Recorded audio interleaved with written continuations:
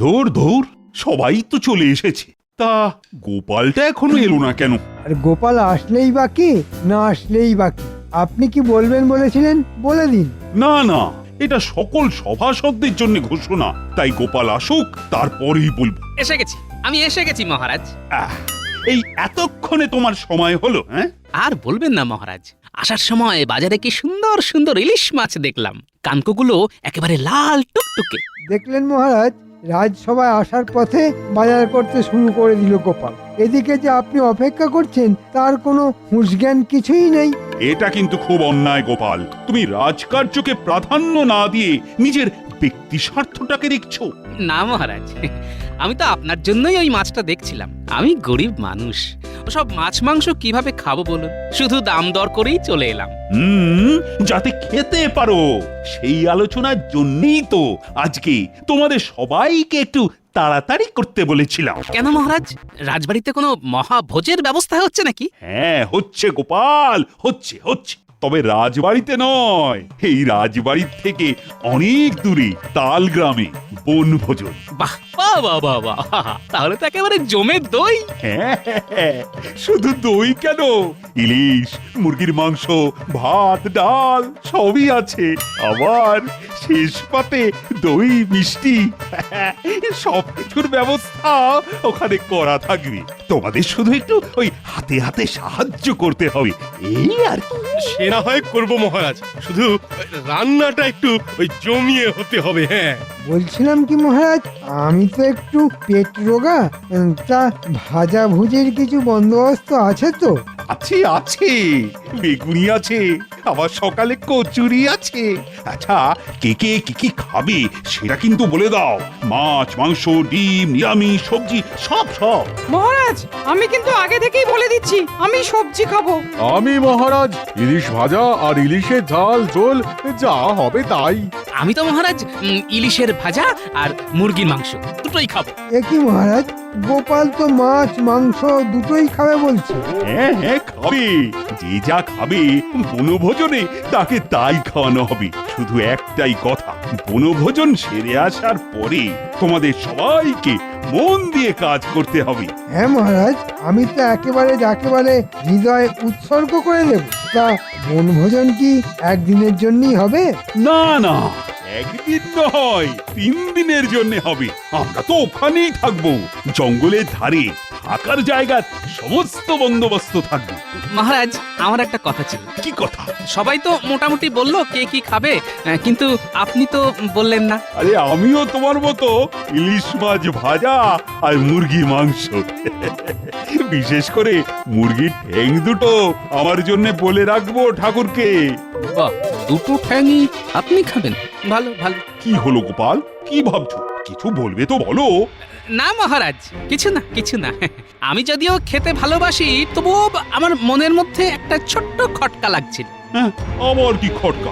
না মানে, আমি বলছিলাম কি, ওই রাজবাড়ির টাকায় এত খেয়ে দিয়ে অপচয় না করে আপনি যদি গরিব মানুষদের দান ধ্যান করতেন আর ছোট করে আমাদের খাওয়ার ব্যবস্থা করতেন, তাহলে মনে হয় ব্যাপারটা বেশি ভালো হতো মহারাজ।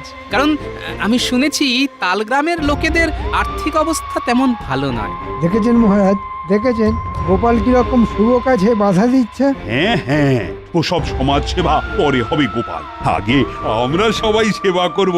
সবাই রাজবাড়িতে সকাল সকাল চলে এসো, আর আমরা হই হই করতে করতে যাব। কালকে সকালে গরুর গাড়ি প্রস্তুত থাকবে, রাজবাড়ির সামনে সবাই চলে এসো।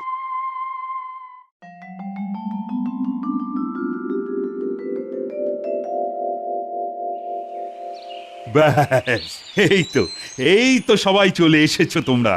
এবার তাহলে গাড়ি ছাড়া হোক, চলো বনভোজন।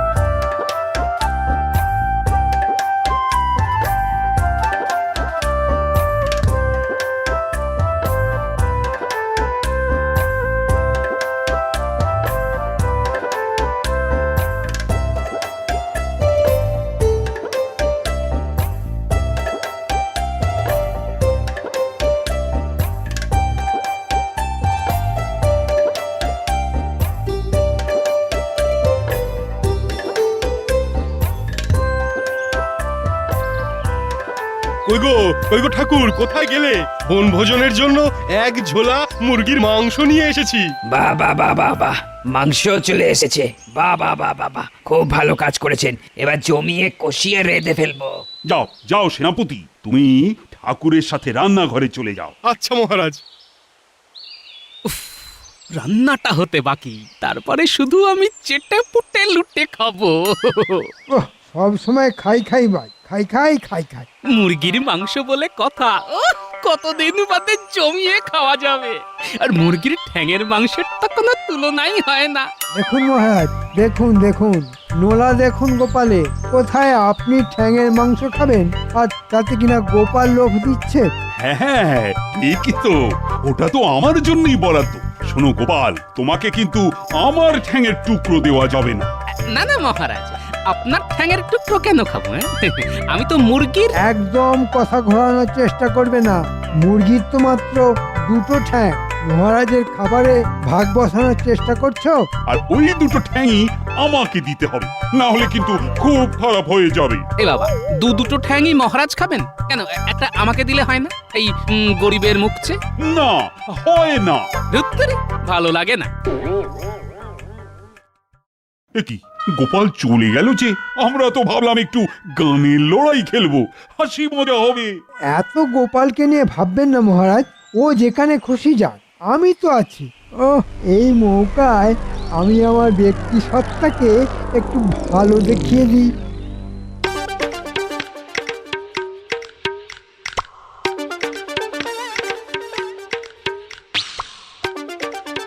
ও, মাংস রান্নার কি সুন্দর গন্ধ। ইলিশের তো কোনো গন্ধ পাচ্ছি না, মনে হচ্ছে এখনো ভাজা হয়নি। যাই একবার রান্নাঘরে ঢু মেরে আসি, দেখে আসি কি কি রান্না হয়েছে। ঠাকুর, ও রাধুনি ঠাকুর, রান্না হয়ে গেল নাকি? যা গন্ধ ছেড়েছে না। খাবার দিতে এখন অনেক দেরি আছে, তুমি এখন কেন এসেছো গোপাল? আরে নিজেকে আর স্থির রাখতে পারলাম না যে, গন্ধের টানে চলে এলাম। ও ঠাকুর, একটু একটু একটু চাকতে দেবে? না না না, এখন কোনো মাংস দিতে পারবো না, এখনো বেশ কিছু রান্না বাকি। ঠিক আছে ঠিক আছে, মাংস দিতে হবে না, একটু ওই কাই দাও না, চেটে দেখি। ওহ গোপাল, তোমার না বড্ড নোলা। নাও, হাত পাতো। দারুণ হয়েছে গো ঠাকুর, তোমার হাতে না একেবারে জাদু আছে, জাদু। মাংসের ঝোলের মধ্যে কেমন যেন একটা টক ঝাল মিষ্টির সমাহার সৃষ্টি করেছো। খুব তো আমাকে তোল্লাই দিচ্ছ, তা তোমার মতলবটা কি বলো তো? ঠাকুর, ও ঠাকুর, একটা মনের কথা বলি। শোনো না শোনো না, আমার এই ঝোলে না তেমন মন ভরলো না। দাও না দাও না, এক টুকরো, এক টুকরো। গোপাল, এই দেখো, রেগে যাচ্ছ কেন? ঠিক আছে ঠিক আছে, বড় টুকরো দিতে হবে না, ওই ওই ওই ছোট দেখে ভাঙা চোরা টেরা বেঁকা এক টুকরো। চলে যাও চলে যাও চলে যাও বলছি, নাহলে আমি মহারাজকে এক্ষুনি ডেকে বলবো। দূর দূর, ভাবলাম বনভোজনে এসে শুরু থেকেই খ্যাটন শুরু হবে, কিন্তু সব পরিকল্পনা একেবারে চৌপাট হয়ে গেল।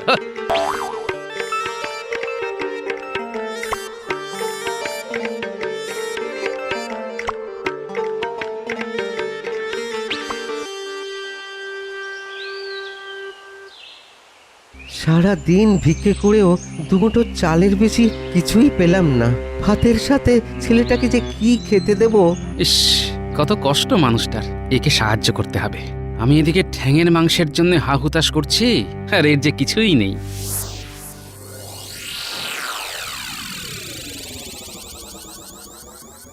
এই পাশ, ঠাকুর রান্নাঘরে নেই, নিশ্চয়ই অন্য কোনো কাজে গেছে। এই সুযোগে আমি আমার কাজটা শুরু করে দিই। আমিও খাবো না, মহারাজও খাবে না, কিন্তু খাবে গরিব মানুষ। দেখি, আরে হাতে কি যেন একটা ঠেকলো না।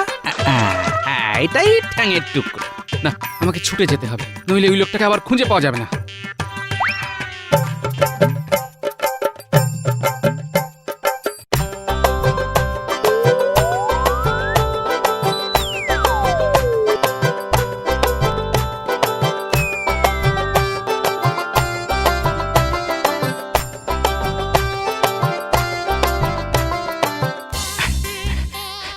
ওই তো ওই তো ওই তো ওই লোকটা। ও ভাইয়া, দাঁড়াও দাঁড়াও। হ্যাঁ, আমাকে ডাকছো? হ্যাঁ গো, হ্যাঁ দেখো তোমাকে। এই না, ধরো কি এটা? মুরগির জোড়া ঠ্যাং। বাপ বেটাই মিলে ভাতের সাথে মেখে খেও। মুরগির ঠ্যাং দিয়ে ভাত খাবো? কি ভাগ্য আমার! তা তা বাবা, তুমি কে বলো তো? আমি গোপাল। লোকের উপকার করাই আমার কাজ। তুমি তো বেশ দরাজ মনের মানুষ দেখছি। তা কোথায় থাকো গো তুমি? আমি কৃষ্ণনগরে থাকি, মহারাজ কৃষ্ণচন্দ্রের রাজসভার এক সামান্য সভাসদ। আমরা একটু বনভোজন করতে এখানে এসেছি। তার মানে তুমি সেই বুদ্ধির রাজা গোপাল ভাঁড়? এই দেখো, এসব বলে একদম লজ্জা দিও না। এখন তুমি এসো। হ্যাঁ, অনেক বেলা হয়ে গেল। মানুষ নও তাহলে তুমি কে? আমি ভূত। ওরে বাবা, ভূত! এই দেখো, ভূত শুনেই ভয় পেয়ে গেলে। ভূত হলেও আমি কিন্তু খুব উপকারী। নাও নাও নাও, ঠ্যাং দুটো ধরো। আমি আমি আমি নেব? নেবে বই কি, দুমুঠো চালের গরম ভাতের সঙ্গে দুটো ঠ্যাং যা জমবে না। তুমি তুমি খুব ভালো ভূত গো, খুব ভালো ভূত। ভালো কি মন্দ বুঝি না, তবে অসহায়কে সাহায্য করতে আমার বেশ লাগে। যাও যাও, তুমি আমার বাড়ি যাও। যাও। দেখেছেন মহারাজ, দেখেছেন? সবাই চলে এসেছি। পেটের ভিতর ইঁদুরেরা চুঁচা করছে, কিন্তু গোপাল এখন এলো না। এসে গেছি। এই তো আমি এসে গেছি। তা এতক্ষণ তুমি কোথায় ছিলে গোপাল? অচেনা গ্রামের অপরূপ শোভা দেখছিলাম মহারাজ। আমরা এখানে কত হাসি ঠাট্টার গল্প করলাম, আর তুমি রাগ করে চলে গেলে। কি করব মহারাজ, আমার মনটাই তো উড়ু উড়ু। খুব খিদে পেয়ে গেল, তাই আবার চলে এলাম। হ্যাঁ, ঠিক আছে ঠিক আছে। ঠাকুর, তুমি খাবার দেওয়া শুরু করো। হ্যাঁ মহারাজ, এক্ষুনি দিচ্ছি। এ কি, আমার মুরগির ঠ্যাং কই? সেনাপতি, তুমি যে মুরগি নিয়ে এসেছিলে সেটা ঠ্যাং ছিল না? ঠ্যাং মাথা সবই তো ছিল মহারাজ। ঠাকুর, রেঁধেও ছিলাম মহারাজ, কিন্তু দিতে গিয়ে দেখি হাঁড়িতে নেই। তাহলে কে চুরি করলো? কে কে চুরি করলো আমার ভাগের মুরগির ঠ্যাং? মাংসটা দারুণ রান্না করেছে ঠাকুর। ঠ্যাং দিয়ে কি করবেন মহারাজ, যা পেয়েছেন সেটাই খান। মহারাজ, আমার মনে হয় গোপালই ঠ্যাংটা খেয়েছে। হ্যাঁ, গোপাল? হ্যাঁ রাজামশাই, গোপাল, কারণ রান্নার সময় ও ঘুরঘুর করছিল। মহারাজ, গোপাল কিন্তু মাংস আনা মাত্র ঠ্যাং ঠ্যাং করে ভীষণ হ্যাংলামি করছিল। গোপাল, আমার ভাগের ঠ্যাং আমাকে দিয়ে দাও বলছি। এখন কি করে দেব মহারাজ? ওটা তো আমি দান করে দিয়েছি। দান করে দিয়েছো মানে? কাকে দিয়েছো? একটা গরিব মানুষকে। বদমাইশ, আমার ঠ্যাং দান করে আবার মহান সাজা হয়েছে না? এই দেখো, আপনার ঠ্যাং তো আপনার ঠ্যাঙে লেগেই আছে। দিয়েছি তো মুরগির ঠ্যাং। মস্করা মস্করা, আবার মস্করা করা হচ্ছে। দাঁড়াও দাঁড়াও, দেখাচ্ছি মজা। ওরে বাবারে, মহারাজ খেপে গেছে, পাত নিয়ে পালাই। গোপাল গোপাল, দাঁড়াও দাঁড়াও বলছি। ঠাকুর ঠাকুর, আজকে রাতে শুধু নিরামিষ হবে, শুধুই নিরামিষ। হ্যাঁ হ্যাঁ নয়, হ্যাঁ, আমার ভাগের খাবার দিয়ে পরোপকার করা হচ্ছে, পরোপকার। তাড়িয়ে দিন না মহারাজ, গোপালকে এখান থেকেই তাড়িয়ে দিন। শুধু গোপালের উপকারগুলো ভুলতে পারি না বলে তাড়াতে পারি না, নইলে কখন তাড়িয়ে দিতাম। মহারাজ আজকাল শুধু নিজে খাবো করে। এটা বুঝতেও পারে না অন্যকে সাহায্য করার মধ্যে কত আনন্দ। মন্ত্রীর পাল্লায় পড়ে কত আনন্দ।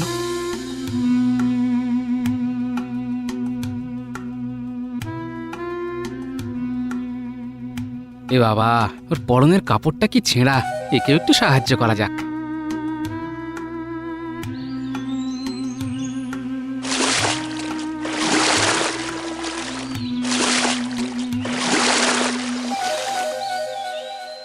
পণ্ডিতের কাপড়টা টুক করে নিয়ে নিলে হয় না? এই এই এই এই এই গোপাল, আমার কাপড় টেনে নিচ্ছ কেন? একজনকে সাহায্য করতে হবে যে। কাকে? যার পরনে ছেঁড়া কাপড় তাকে। তাহলে আমি কি পরবো? আপনার তো অনেকগুলো আছে, যেটা ইচ্ছে সেটা পরুন। কিন্তু এখন তো কাপড় পরে নেই, জল থেকে উঠে লজ্জা নিবারণ করবো কি করে? এই নিন, কচু পাতায় লজ্জা ঠেকে বাড়ি চলে যান। চললাম পণ্ডিত মশাই। গোপাল, ভালো করলে না কিন্তু। গোপাল গোপাল, খুব খারাপ করলে, খুব খারাপ করলে। এ কি কাণ্ড রে বাবা, গাছ থেকে কাপড় পড়লো। গাছ থেকে পড়েনি কাকু, আমি ফেলেছি। তুমি ফেললে? তুমি ছেঁড়া কাপড়ে কষ্ট পাচ্ছিলে, তাই একটু সাহায্য করলাম আর কি। তুমি খুব ভালো। এবার তা বাবা, তুমি কে? গোপাল, গোপাল ভাঁড়। গোপাল? হ্যাঁ, কৃষ্ণনগরের মহারাজের সামান্য এক সভাসদ।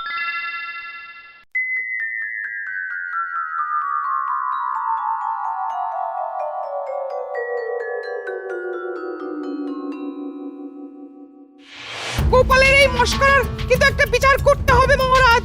এই, এখন আমার মিজাজ খুব খারাপ, কোনো বিচারই এখন আমি করতে পারবো না। কিন্তু বিচার তো আপনাকে করতেই হবে। গোপাল যে আমার পরনের কাপড় নিয়ে পালিয়ে গেছে। গোপাল! আরে ও যে আমার মুখের মুরগির ঠ্যাং নিয়ে পালিয়ে গেছে।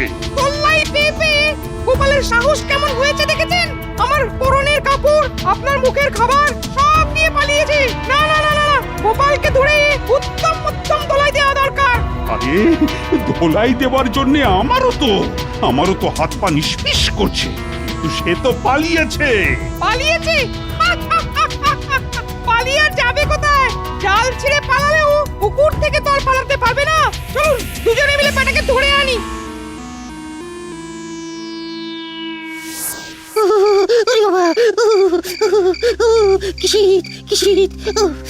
আমার যদি একটা মোটা জামা থাকতো।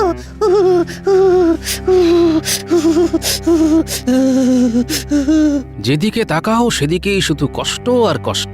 কার মুখের খাবার নেই, কার কাপড় নেই, কার আবার শীতের হাত থেকে বাঁচার মতো মোটা জামা নেই। এই ছেলেটাকে এক্ষুনি একটা মোটা জামা দিয়ে সাহায্য করতে হবে। কিন্তু মোটা জামা কোথায় পাই?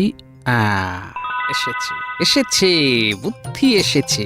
যাই, সেনাপতির গায়ের জামাটা এনে ছেলেটাকে সাহায্য করি।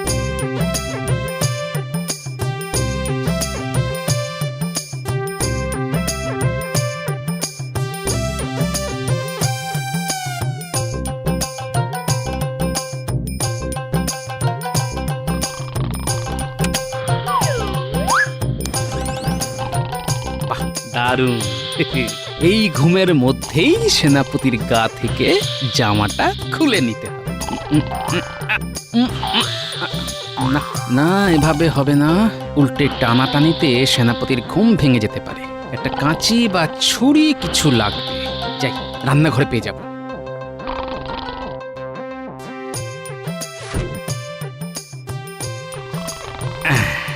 এখন কেটে গা থেকে বের করে নি, পরে সেলাই করে দিলেই চলে যাবে।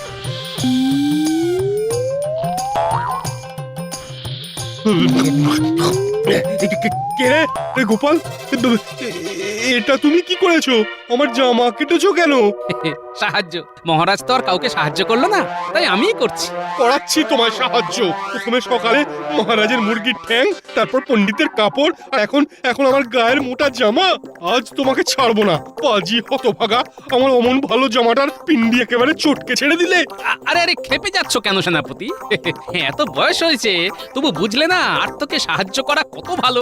আগে তো তোমাকে উচিত শিক্ষা দিই, তারপর বুঝবো ভালো না মন্দ। আরে আরে আরে, পালাচ্ছ কোথায়? দাঁড়াও দাঁড়াও বলছি, দাঁড়াও।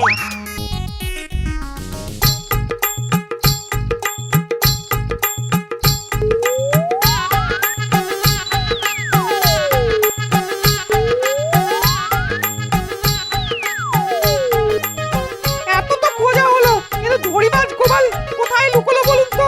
নিশ্চয়ই আবার কোনো লোককে সাহায্য করতে এসেছে। গোপাল গোপাল গোপাল, দাঁড়াও দাঁড়াও বলছি, দাঁড়াও।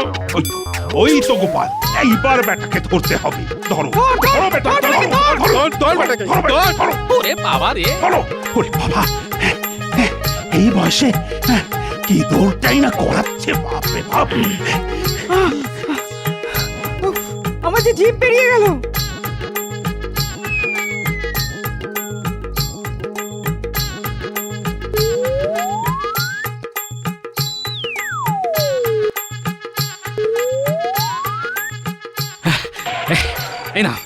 এই নাও ভাই, এই জামাটা নাও।